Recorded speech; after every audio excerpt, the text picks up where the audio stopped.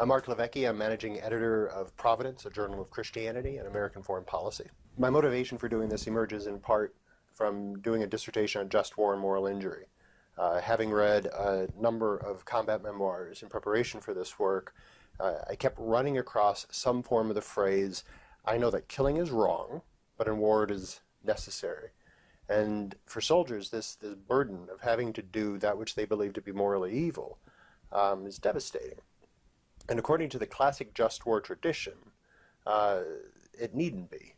Killing comes in different kinds. Some of it is indeed morally prescribed, but some of it is morally neutral, as in an accident in which nobody is to blame. But other kinds of killing are actually morally permitted, and in certain circumstances even morally obligatory.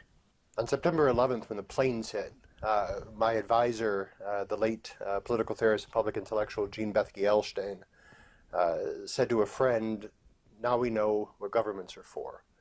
And what she was gesturing to is the understanding that governments have been handed the sword, the moral burden of the sword, marking them responsible for the restoration and preservation of order and justice and peace, which sometimes requires that governments punish evil, take back those things which have been wrongly taken, and always protect the innocent. And this itself gestures to the understanding that human beings are responsible in history for the conditions of history. We see this in the creation mandate, which God says, "Let us create man in our image and give them dominion over all the earth." We are responsible for the conditions of life.